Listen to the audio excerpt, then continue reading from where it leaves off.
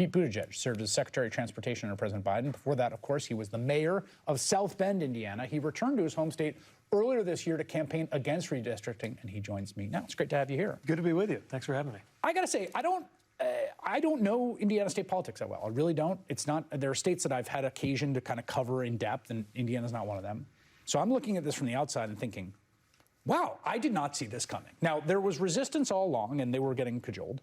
What's your read on why this happened today? It's absolutely extraordinary. You know, the vice president said they have to pick a side, and they did. Now, to be clear, they didn't stop being Republicans. This is a conservative state. These are conservative legislators, but they figured out that the right thing to do, and for them, the smart thing to do, was to say no to the White House, no to Donald Trump, and no to J.D. Vance. And having spent a fair amount of time around the Indiana legislature, I got to tell you just how intense this pressure might have been. These are not full-time legislators. At least last time I checked, they don't even have a full-time staff member. They often share a legislative aide. So imagine having a day job, being a part-time legislator, and you get a phone call from the President of the United States. You get an in-person visit from the Vice President of the United States. You got the Speaker of the House in Washington working the phones. That pressure is enormous, and they said no. It's an extraordinary thing. It reminds me a lot of what we saw in the run-up to January 6th after the election in 2020. I'm thinking of the Arizona State Legislature, Rusty Bowers, who resisted the calls again from the president to start a special session. We saw in Georgia where Brad Raffensperger wouldn't give him the 11,000 votes. And in all those cases, it seems some combination of personal disposition, calculation of the politics, and also just genuine principle. Is that your kind of read of the combination here? That's part of it. Also, political organizing helped. So I went to Indiana in September. We had a rally with hundreds of people, about 1,000 people filling that atrium of the State House.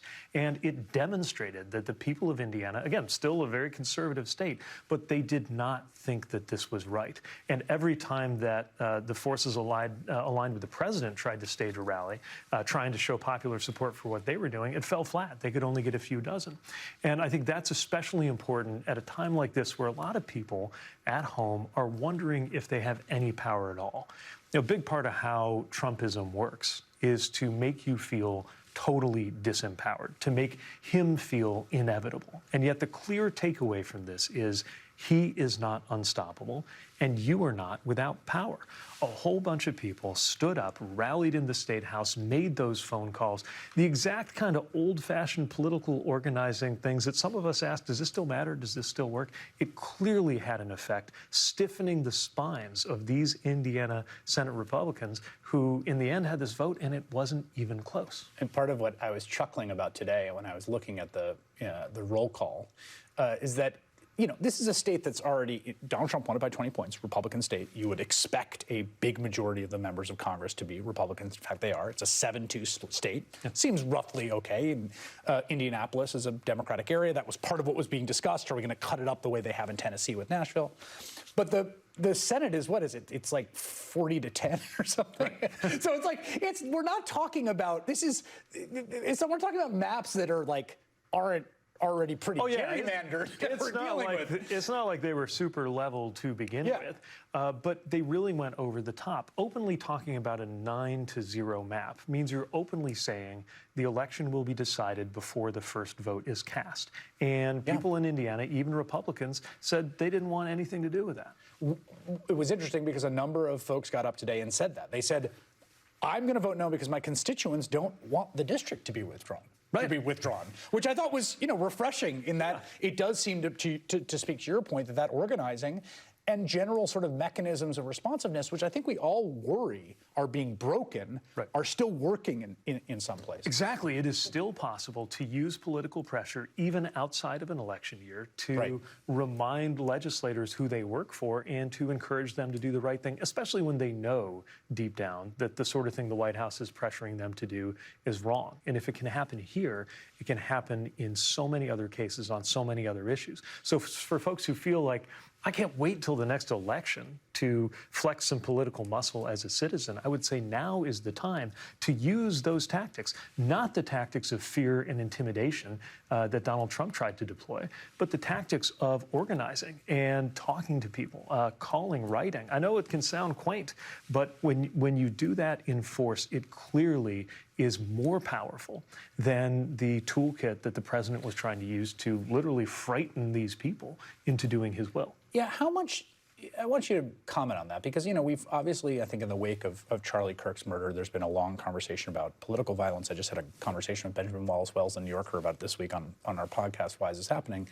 And, you know, one of the things that you hear from electeds is that it really does loom over people. Like, they really do think about it. Yep. And it gets in their head. And when someone calls in a bomb threat to your house or your business, particularly you're a state rep, it's not like you don't have security. Right. You move through the world like you were an insurance agent, right? There's no difference, right?